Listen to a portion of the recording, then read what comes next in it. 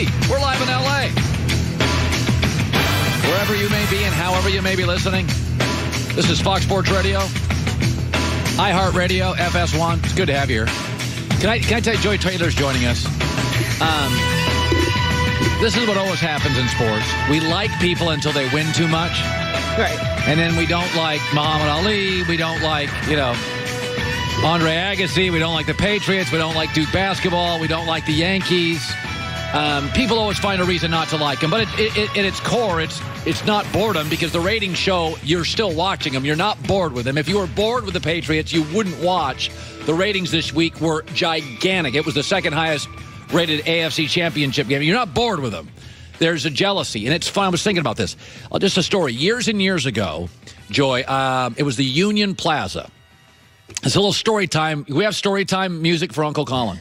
So I was a young guy, came out of college, and I was with a guy named Don Logan, and he had to pick up a check or something for the company I work with. I went with him, and we went to this bar at the Union Plaza.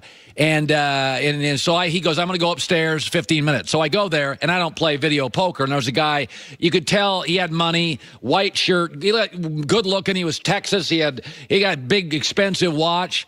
And I sat there, and he was playing poker, and he was winning and everything. And I was sitting there for 15 minutes. I'm like 22 years old, and I started talking to him. And he sold a bunch of radio and TV stations in Texas and Arkansas. And he's a nice guy. He had money. He was a big shot. They comped his room and stuff. And he was leaving. He was getting ready for a taxi to go to the hotel, and he's playing a little video poker there at the table. And I asked the guy, I said, I'm 21 years old, and I've done this my whole life. I talk to everybody, and I said, you're a really successful guy. I'm 21 years old. Give me some life advice. And he goes, walk up to somebody and say, you make $1 million, and see how they react. And if they bristle at it, no, you don't, he said, they'll never make it. And if they say to you, how'd you do it? They'll be millionaires. He said, resent money in life and you'll never make it. Resent success and you'll never achieve it. That you can tell who's going to be successful based on the discussion of money. And people that bristle at the Patriots and the Yankees and Real Madrid and Roger Federer and Serena Williams and UConn women's basketball, you're just not built for it. You're resentful. Understand that people that succeed, be it Silicon Valley, Muhammad Ali, the greats in any sport, were never fueled with animosity and jealousy. When somebody said to them early, you could be a star, they were fascinated. They wanted to pursue it. They wanted to go after it. Don't be resentful. Don't hate the Patriots. They're smarter. They keep winning pre- and post-Deflategate. They figure out game plans to make Patrick Mahomes watch the game Sunday. First 2 hours, he just watched the game. That's not on New England. That's on Kansas City. Kansas City fired their defensive coordinator. They should have. If you hate UConn women's basketball and Serena and Federer, that tells me all I need to know about you. Put your arms around New England and give them a big hug. I think you can respect New England and still not like them. Believe me, I'd love for the Dolphins to have a Deflategate scandal. Apparently, that's all you need to push over the edge. Okay. And the other thing I want to talk about is this overtime you're all freaking out about. Everybody's freaking out about overtime. And my takeaway on overtime has always been football, don't get paralyzed in life by fair. Be fair. Life's not fair. I tell my kids all the time, you deserve nothing. You'll earn everything. We don't use the word fair in our house. We don't use the word deserve in our house. Go earn it. I'm not interested in you deserving the ball. Hey, Kansas City, play a little defense. Hey, Saints, you got it first, blew it. Get a better offensive line. Drew won't get hit in the mouth and throw a pick. By the way, my friend Nick Wright, who's from Kansas City, who has every reason in the world, Nick Wright, to be bitter and angry and hate overtime, said this earlier on the show today. The goal of sports is to win in regulation.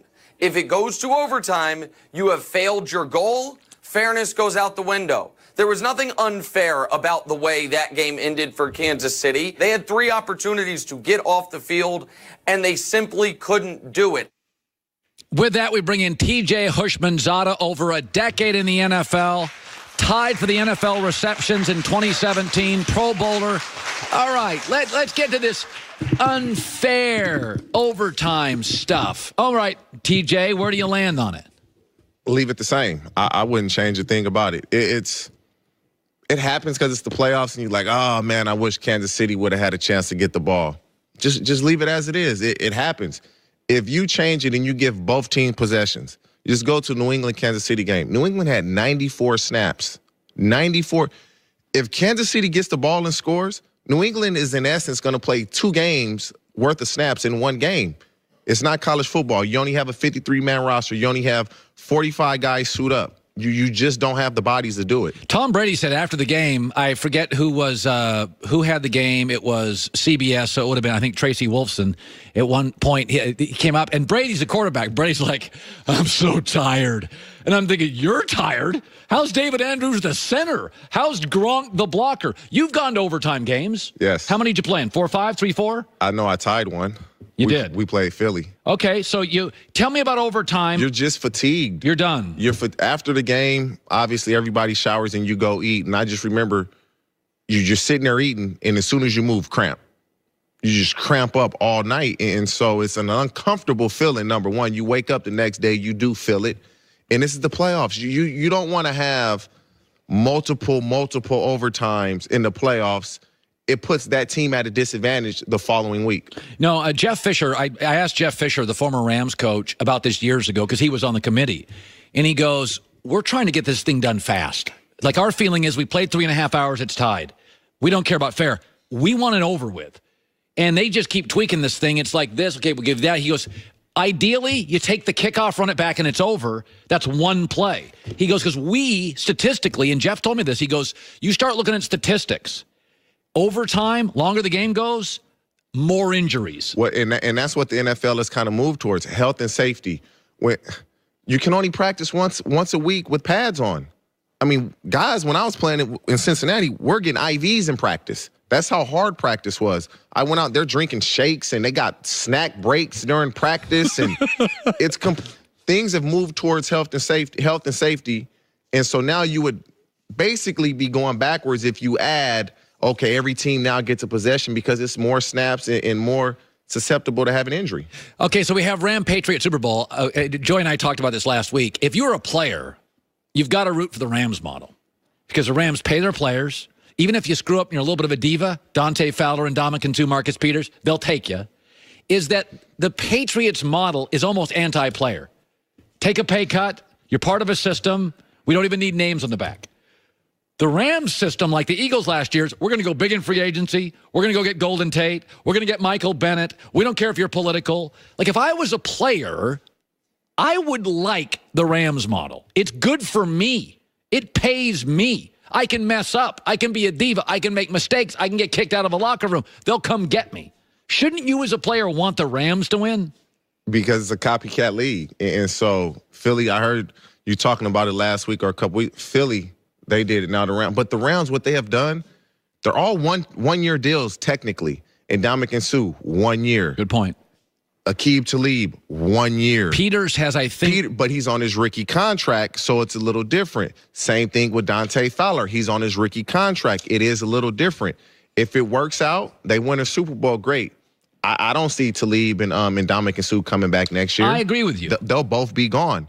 And so if they strike gold, which I believe they've already struck gold by making it to the Super Bowl in a head coach's second year with such a young roster, teams are going to copycat it, but you have to be smart. They're not giving guys long-term deals. It's Ndamukong Suh. The Rams had a great year. Let's see if we can get him for $14 million for 1 year. Oh, it worked. And so will it be long-term deals? No, it'd be those guys that are towards the end of their career, have had great careers, are still great players. Let's get them on a 1 year deal and see what we can do. No, I think you make a very good point. So when you go into the Super Bowl, is there a way you kind of lean? I mean, I think the experience advantage. Eric Mangini said earlier it was funny. The Patriots have played in 9 Super Bowls and 10 Thursday night games. I mean, they played The experience edge here is significant. How much? I mean, I really do. I think it's a significant advantage for New England. I was obviously never fortunate enough to experience what these guys are experiencing and going through right now. But obviously, the experience factor and just been there, done that goes with New England. Tom Brady he's been in the Super Bowl every other year he's played technically. And by the way, he will, if they win it all, 0% chance he retires. 0%. 0% chance he retires. TJ, you know, it's funny. I have considered that last couple of years. It wasn't the Chiefs game.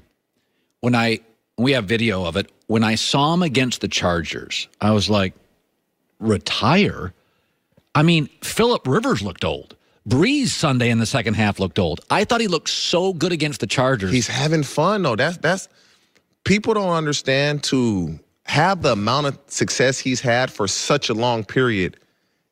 Everybody wants it, but do you have the dedication and the discipline? That's the biggest thing. Do you have the discipline to do what he's doing at his age for the amount of time he's done it and spend the amount of money and the resources to play at that level? A lot of guys say they'll do it, but when it comes down to it, do you really have that type of discipline to have sustained success? And guys will say, oh, yeah, but you'll cheat on it here and there. You'll do this when you shouldn't do that. He's not doing it.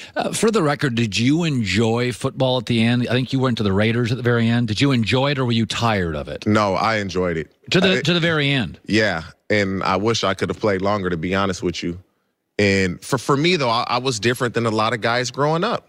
I didn't play football my entire life. I played 1 year of high school football, and then I went to junior college. And so I wasn't one of these kids that my whole life I played football growing up, and then I got tired of it, or I had a bunch of injuries. You were still a kid. Yeah, I enjoyed just the competition aspect of it. I enjoyed messing around in the locker room. It's really the competition, and that's why when I retired, I started coaching my daughters, and I probably enjoyed competition a little too much. Although they're doing real well. Yeah, a little bit. All right, TJ Hushmanzada, Chris Sims coming up as well. Good seeing you, bud. Thank you, guys. When it comes to costly car repairs, what you want to avoid is the big surprise. You know, you're going to get your car dinged. You know, you're going to need a new muffler, radiator. You don't want to get caught. You either want to be in a warranty with a new car, or be like me, if you got a car that isn't on a warranty, you want to have carshield.com. It's extended protection for your